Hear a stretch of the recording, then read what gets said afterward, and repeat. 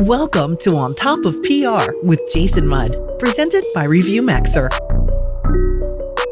Hello and welcome back to On Top of PR. I'm your host, Jason Mudd. We've got an exciting Solocast episode for you today. A Solocast is where it's really just you and me, and we're talking about public relations topic tips and trends that help you in your role as a professional communicator, marketer, or public relations practitioner. What I want to talk to you about today is a LinkedIn post that somebody shared, and I thought was very interesting, from a Bloomberg News reporter. And he was just trying to share more information about how to improve media pitches. And I can't emphasize to you enough that public relations is not just media relations. It's not just about press releases and earned media coverage. Public relations is so much more than that. And we blog and talk about that a lot on axiapr.com. So please check that out there. I would be happy to do a solo cast about that in the future. But that's not what we're here to do today. Today, I just kind of want to walk through some of these recommendations from this Bloomberg reporter, because I think it's very relevant and interesting to have a little conversation as I kind of dissect what he posted. And for the record, I'm going to have some commentary that may be provocative, contrarian, or unique to what he is sharing here. And I think it's really important that we just kind of keep in mind the environment that he's working in and the commentary that he's sharing in this post, which of course we'll link to this post and the original LinkedIn post and the episode notes. We'll also link to any additional resources I might mention during this solo cast together. So with that, let's jump right in. And if you're taking notes, now would be the time to get your notes out. And if you find this interesting as I'm talking through these things, please be sure to share this episode on your social media or send it directly to a colleague or friend who you think might benefit from it. So this Bloomberg News reporter is saying that he gets about 30 to 40 unsolicited email pitches per day, or just pitches per day. And he says he looks at them all, but he can't reply to them all. And mostly because some of them are so bad, they don't merit a response, he's saying. Some he holds on to and might use later. He says, and so I'll get to the rest of what he says here in just a minute. But first, I want to jump right in and tell you that to me, 30 to 40 unsolicited pitches a day does not sound like a lot to me. And I would actually have challenged him before he posted this to actually do some analysis and really find out how many he gets, because he's doing a range of 30 to 40. I'd personally love to see about how many he gets on an average day. Now, I have heard from other reporters at different markets and different levels of kind of prominence of their news outlet that they might get 100 pitches in a single day. And hearing him say 30 to 40 seems what I might say would be normal or not a crazy amount of them. And, he's saying here, I promise I read them all. I guarantee he probably does. He probably scans them all. Most journalists, I would think, would look at them all.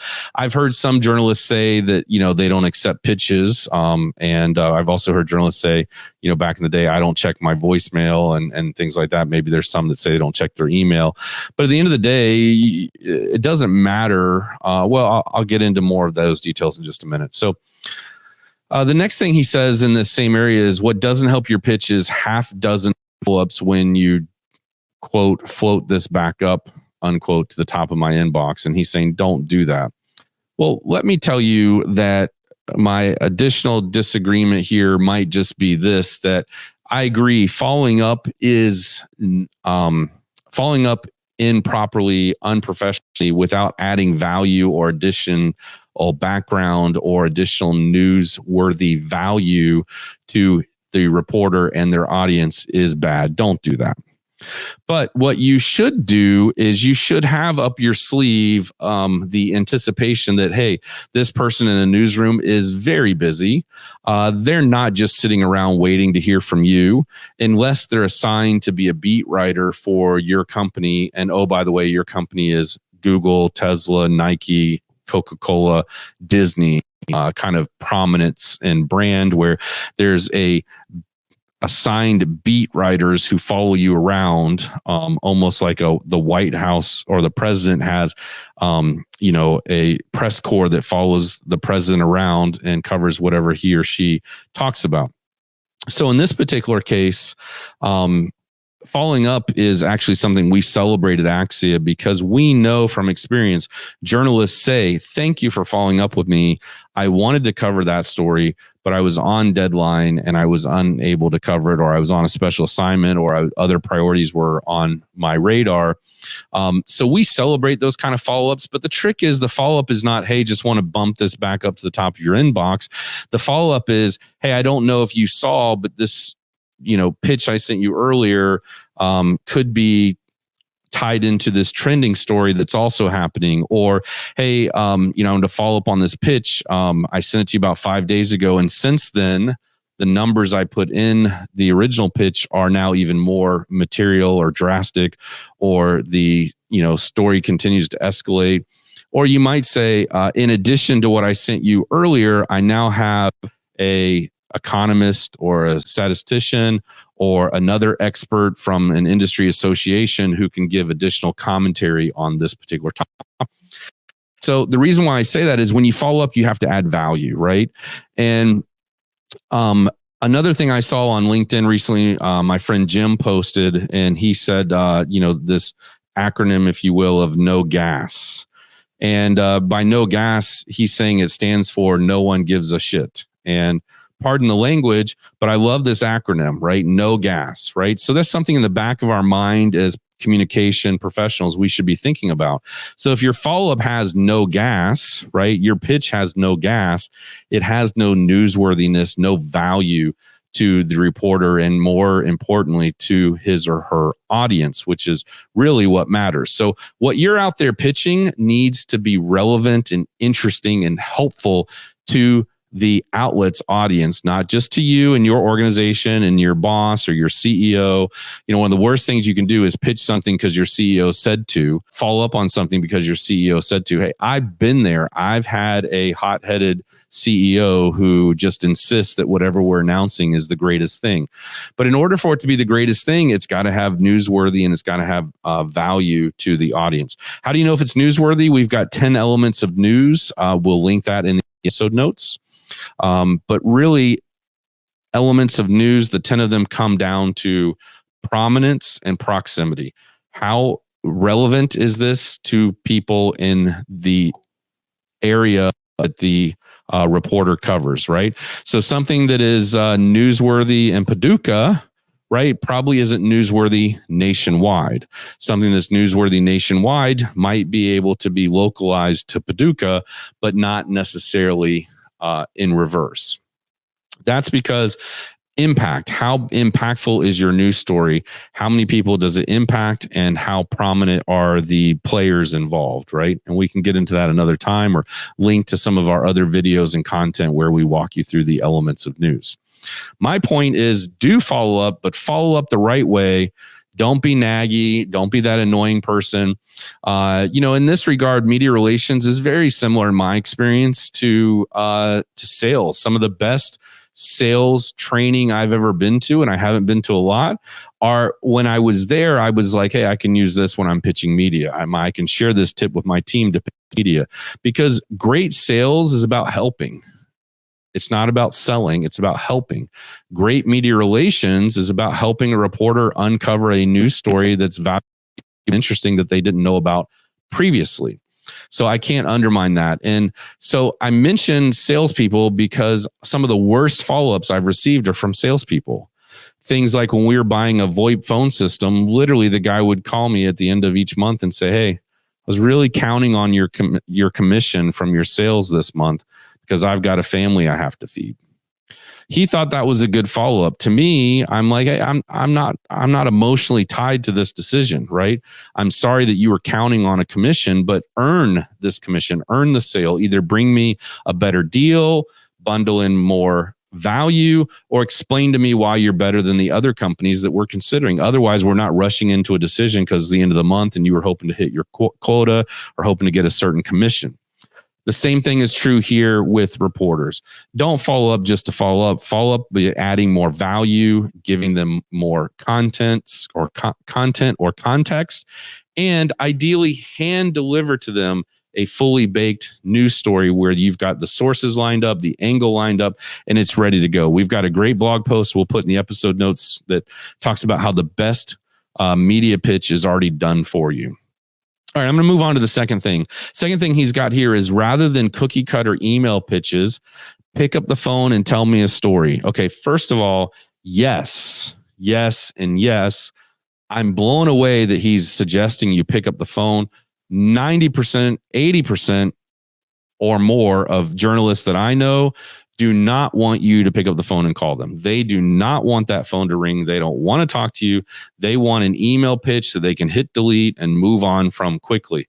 But I got to tell you, picking up the phone is the best thing that you can do, even when they tell you don't pick up the phone. I know that might sound contrarian, but I can tell you, and my team will tell you time and time again, when they pick up the phone, which is part of our process to pick up the phone and pitch ahead of time, the journalists are more likely to cover your story. Now, I'm going to address a couple of thoughts that probably people are having. Number one, if journalists don't want to be called, why are you calling them? Number two, who does voicemail anyway, or much more in the modern era? All right, here we go. Number one, you call the journalist even though they tell you they don't want to, because my kids tell me they don't want to go to bed. They don't want to brush their teeth. They don't want to do homework. They don't want to take a bath, right? But it's part of life. You have to do it, okay? And so journalists depend on us for great news stories, and they don't want to be inconvenienced by a phone call. But you know what? I don't like getting a filling, but I know I need to do it. So sometimes there's things you don't want to do, but are still helpful and good and benefit you in the long run. So to me, at our agency, picking up the phone and calling our journalists, we are going to get their voicemail almost every time. But the difference is we're going to leave them a voicemail, and it's going to show and demonstrate to them professional courtesy of saying, hey, I've got this news story. It's about X, Y, and Z. I wanted to get your permission to send it. Now we're going to leave that voicemail, and 90% of the time, they're not going to call us back. Well, let me start over. 90% of the time, we're going to get their voicemail. Maybe 10% of the time we're going to have a real conversation, and you got to be ready to have that conversation. You got to be ready to have that, leave that powerful voicemail. You've got to be scripted. You've got to rehearse. You've got like 10 seconds, maybe 3 seconds to get their time and attention on a topic, and they will make a judgment quickly whether they want to stay on it or not, just like flipping through channels on your remote. Okay. So when you leave, 90% of the time we're going to get their voicemail. Okay. And 90% of the time, they're not going to call us back. But some percentage of the time, they are going to hear that voicemail. They're going to appreciate the professional courtesy of calling ahead of time and attempting to have a one-to-one relationship, attempting to have a conversation about something instead of spraying and praying, or instead of spamming them with email pitches.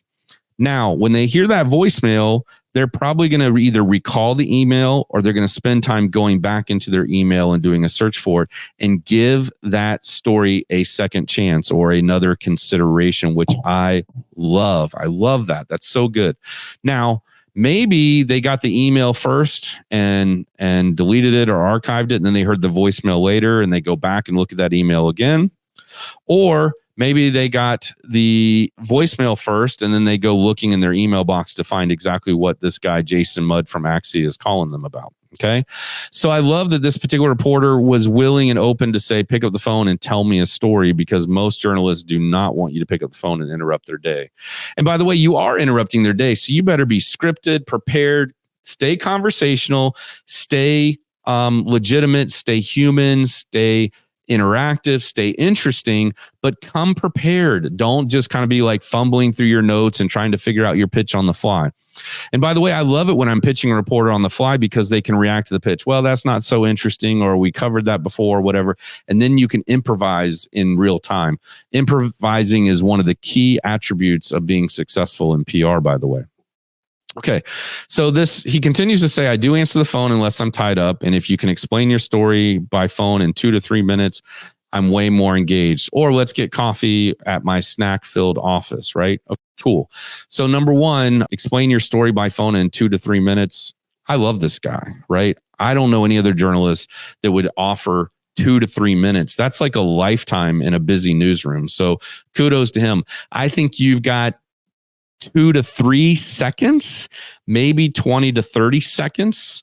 But if he's willing to listen for 2 to 3 minutes, he has a higher level of patience and compassion and humanity than most other people I know in newsrooms. That's not a knock at people in newsrooms, but when you're operating at a high level at a prominent newsroom, time is of the essence and you're moving on. So really appreciate him offering this. I think that's really cool. Also, he says, let's get coffee at my office, and he calls it snack filled. That sounds fun. I think anytime you can be in a newsroom is a good idea. It's a reminder of the pace of the newsroom. It's a reminder of how newsrooms work and how it's segmented. And, that's one thing that I think a lot of professionals in public relations today are missing out on.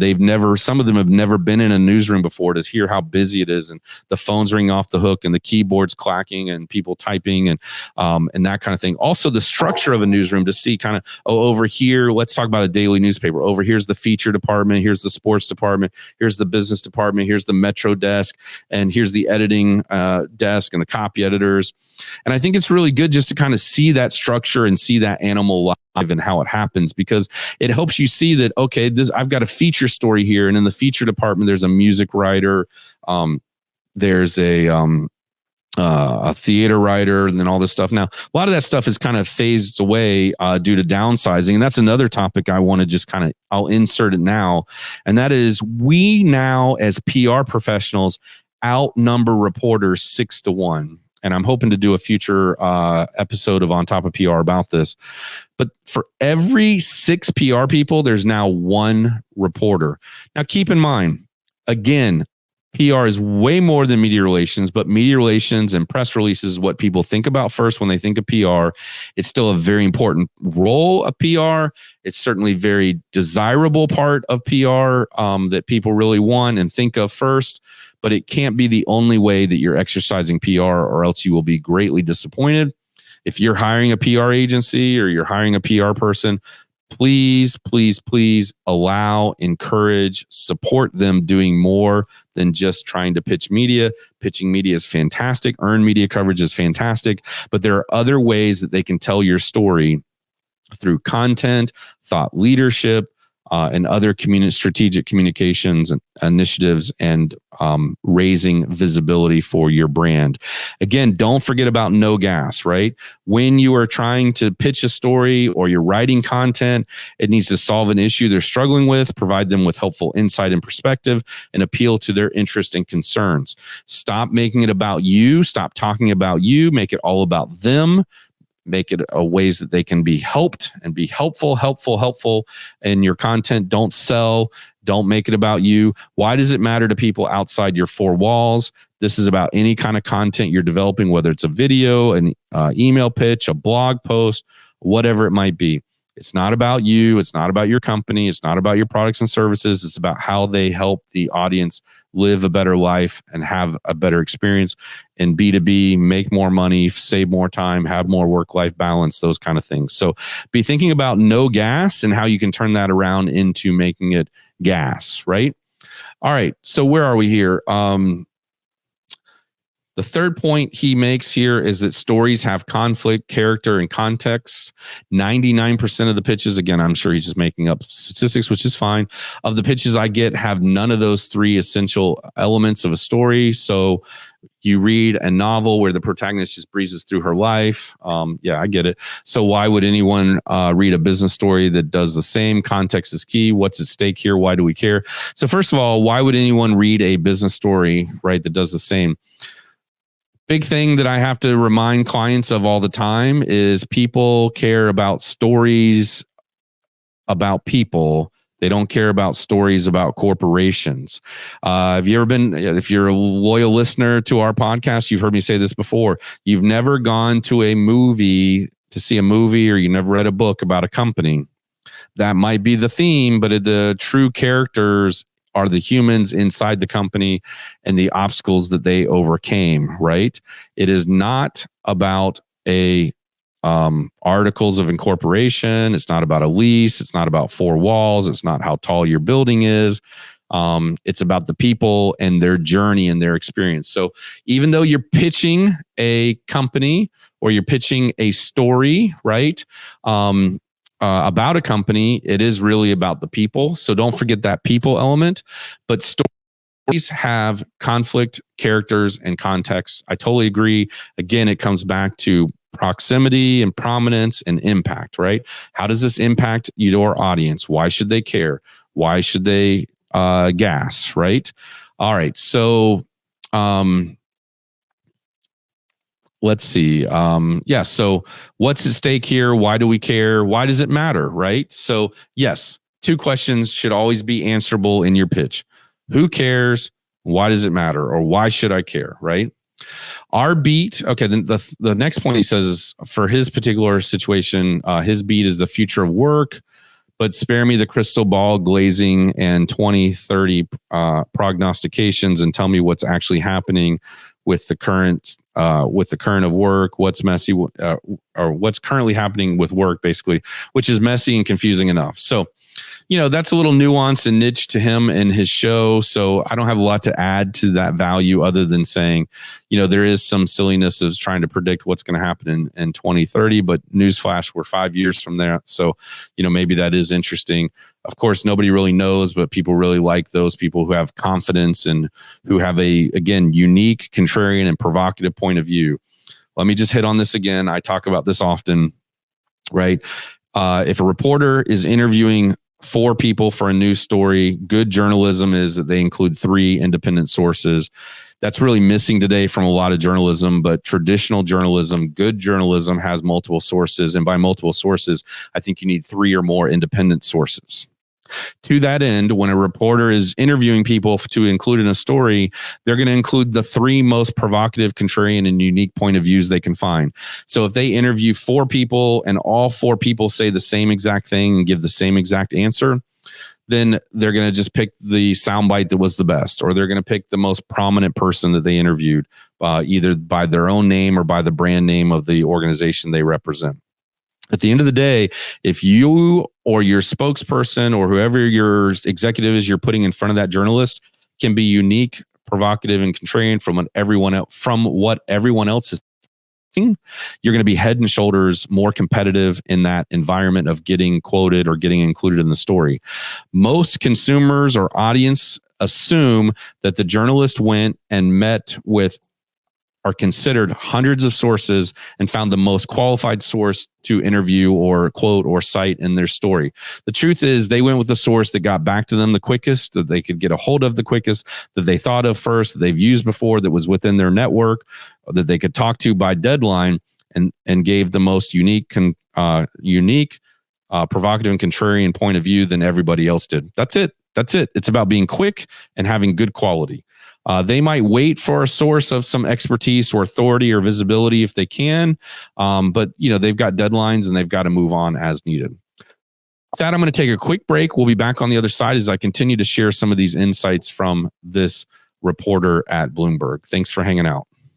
You're listening to On Top of PR with your host, Jason Mudd. Jason is a trusted advisor to some of America's most admired and fastest growing brands. He is the managing partner at Axia Public Relations, a PR agency that guides news, social, and web strategies for national companies. And now, back to the show.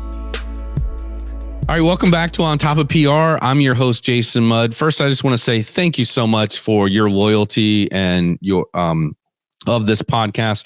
I love producing this podcast. Your feedback and encouragement is super helpful. I love going to conferences, having people come up to me and say how much they love the podcast and how they listen to it regularly and how faithful they are to it.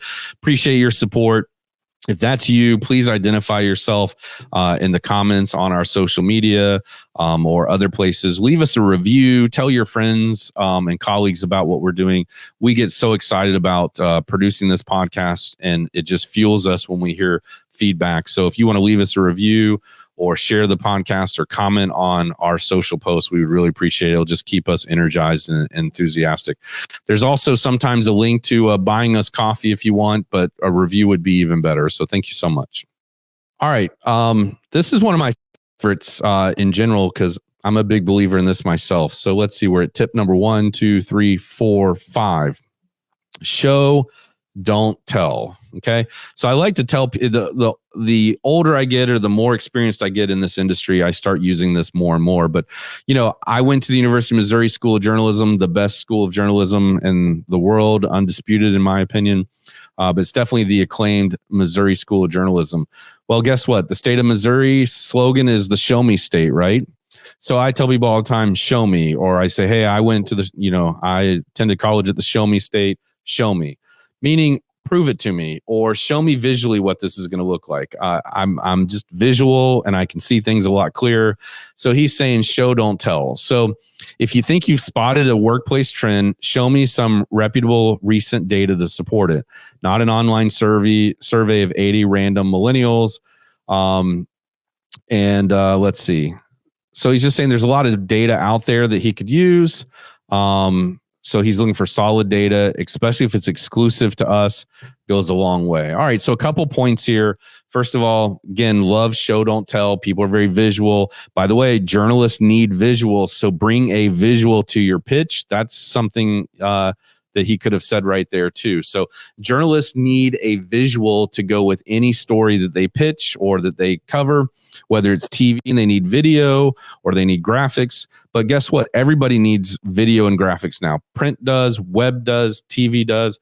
Maybe radio is the exception, but guess what? Radio's producing an online version of the story as well. Podcasts are doing the same and videocasts are doing the same. At the end of the day, you need visuals. So, prove it, number one, is what he's really saying, but I'm also saying put it visually. Now, data, right? So there's kind of this tension because BS data, BS surveys are exactly that. They're just not worth it. No one's really interested, right? But reliable data, interesting data that tells a story is going to be very valuable. I think every organization has some data underneath their, within their walls that they don't realize is newsworthy and valuable and interesting. You just have to learn how to look for it, find it, interpret it, and use that data to tell a story with insights as opposed to just regurgitating some data. He just kind of mentions briefly in this one tip, especially if it's exclusive to us. So let's talk about that for a minute. Man, this is a very packed episode here. Exclusive means exclusive. You're pitching this exclusively to an outlet. Journalists hate it when you tell them you're giving them an exclusive when really you mean in advance, meaning you're giving it to them ahead of time, but you're also giving it to other outlets. Or you call it an exclusive, but you're also giving it to other outlets. Now, it's one thing to say, I'm giving this to you and X number of outlets exclusively, but it's not really an exclusive at that point.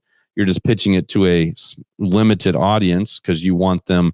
There's a reason for doing an exclusive, which is, hey, if I give this to you exclusively, you'll give it more attention and more visibility because it's quote unquote an exclusive. Now, the problem is either out of ignorance or poor integrity and ethics, some PR people have abused this and told somebody they're giving them an exclusive, but either not knowing what it meant or not honoring that commitment. Shame, shame, shame, shame, shame. So there is a difference between an exclusive and an advance. An advance is you give it to them ahead of time so they have it. There's three things. There's an exclusive, an advance, and an embargo. An exclusive, an advance, and an embargo. An exclusive means I give it to you and only you. Okay. An advance means I'm giving it to you before I'm giving it to other places, but I am giving it to some other people, so it's not exclusive. And then thirdly, an embargo is when I say, hey, I'm giving this to you now on Tuesday afternoon, but you have an embargo. We have an embargo on it, meaning we have an agreement that you're not going to run the story until Thursday. But I'm giving it to you Tuesday afternoon, so you have time to prep it, verify it, source it, do some interviews, and then you can publish it or go live with it on Thursday, but it's embargoed until then. I know from personal experience that I've done many stories before with an embargo. Everything's gone great until someone talks out of turn about the story before the embargo date, and one news outlet covers it, maybe an outlet that I didn't give it to because it was, somewhat of, or I was given as an advance, right? And I gave it, maybe, let's just hypothetically say we gave it to 5 outlets. And of those 5 outlets, some 6 outlet got wind of it and they ran it. Well, then the other 5 immediately ran the story because they had it and they were ready to go. And they just said, hey, we're not honoring the embargo anymore because, this random publication went ahead and read it or ran it. I've been there a couple times in my career. It drives me crazy. It's usually when we're doing a mutual announcement of some sort and somebody on the other side runs their mouth a little bit and to too many people or to the wrong people. And next thing you know, it's gone live. Make sure you know what an exclusive is. Make sure you honor those commitments and know the difference between an exclusive, an advance, and an embargo. By the way, if you have any questions about these things, feel free to reach out. We'd be happy to answer them. We often take the questions we receive, turn them into videos, blogs, podcasts, etc., and then send it to you so you get a chance to check it out. And sometimes we'll send it to you as an advance so you get to see it before we go live with it. All right. I believe we're on number 6 here. Okay, the next thing he's basically saying is beyond show me, now he's saying find me an actual situation where it's happening. So, he's saying where I can talk to a CEO or employees or people, basically. This is very unique to his particular beat, but where they're willing to comment, and he put in all caps, on the record. Okay, so we're going to talk about on the record here, right? But he say we'll write about it. So we want to talk to people who are experiencing it, not just some random thought leader who wrote a book about it 8 years ago and has been living off the proceeds from it. So I get what he's saying here, but really at the end of the day, let me summarize this a little bit more specifically for you. He's saying, look, I want to talk to real people. I want to talk to actual people who have actual experience, who have actually experienced this or have something to say that's interesting about it on the record. So in other words, like, don't pitch a story if you don't have sources available who are willing to talk about it. You have to do your homework to find these sources. And so, for example, I know there's been times where we've had stories for a client that we have pitched, and with that pitch is, hey, in addition to my expert, I've lined up 2 other experts from independent third-party sources who can come and talk to you. So one time we were working with an insurance client, and the insurance company obviously had their CEO available to talk about it. But then we provided a college professor who was knowledgeable in the insurance space and was able to speak to the topic. And then we found the insurance association president who was able to talk about it as well. And what's even better is if those 3 people we've lined up represent some sort of diversity of ethnicity and gender and things like that, so that the newsroom is kind of appealing to a broad audience, right? But the big issue here is you got to have people willing to on the record. If you've got a story pitch for them and nobody willing to talk about it, that's really just not as helpful and actually might be bothersome to the reporter, because you brought them a great story, which they love, and now they want to do it.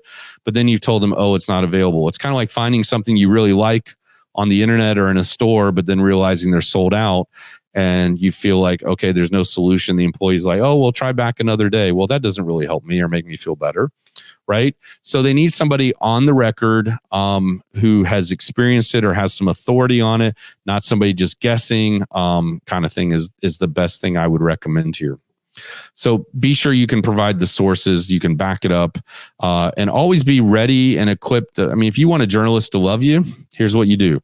You have your client available, which they know is self-serving and it's part of the story you brought, but then line up the other 2 people that they can talk to, right? That would be super helpful. And then have that visual that I mentioned to go with it. Okay, the next point he's saying is stop with the self-serving surveys. Just stop. If your client does, let's see, catering and commissions a survey about how free food is the key to the return to the office, or getting employees to come to an event, or getting employees to come to work. That's marketing, not journalism. Yeah, I agree with this 100%, right?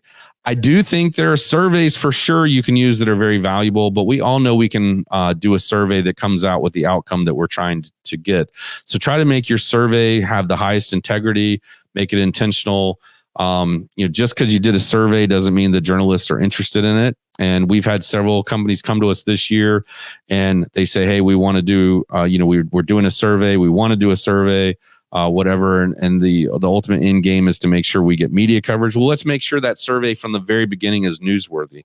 Let's collaborate on it. Don't go do the survey on your own, then dump it on to a PR firm unexpectedly to turn this into news, right? The second thing is, don't blow your whole budget on doing the survey and then not have any money to raise visibility for its results. Okay, the next thing he says here is we welcome ideas from outside the U.S. and have a global newsroom with talented reporters and dozens of bureaus who can chase them down. Okay, that's good to know. You may not find that applicable to what you have. And then he said, I can't believe I still have to say this, but don't send me a pitch promising your clients steaming hot take on a trending story that one of our rivals just published. So what that means is basically don't pitch him on something that another news outlet covered and just say, hey, your CEO is available to say basically the same thing.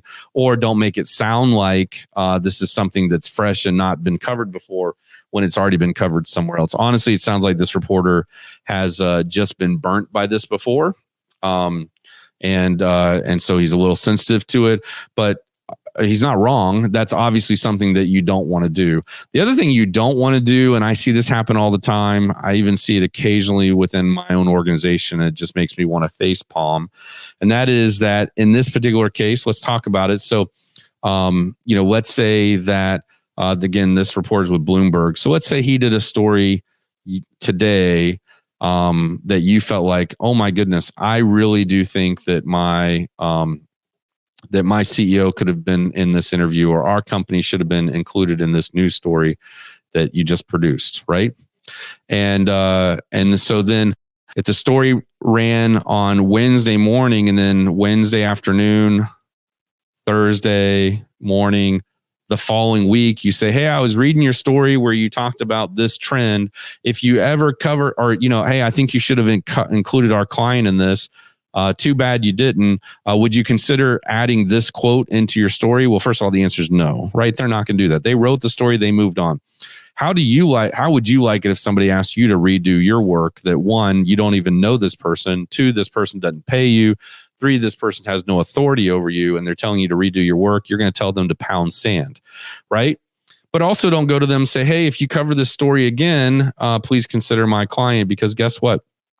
That trend story that we just talked about, they're probably not going to write about that story again anytime soon in the future. And for you to expect them to do it just to include you or your client is just being ridiculous in their eyes. So please be aware of that. All right. Next one is, if we do quote your client, we need to explain in plain English what they do. Please do not spend half the day trying to convince me to describe said client as a end-to-end, best-of-breed, holistic enterprise solutions provider. It distracts us from the actual hard work of fact-checking and annoys me immensely.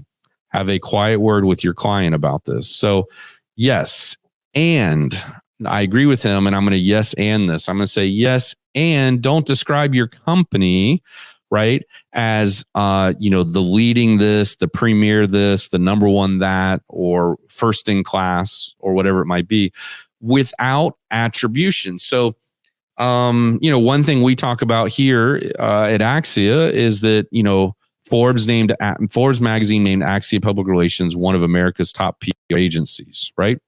Boom. We didn't say Axia is one of America's top PR agencies. We didn't say Axia is a top PR agency. We said Forbes magazine named Axia as one of America's top PR agencies.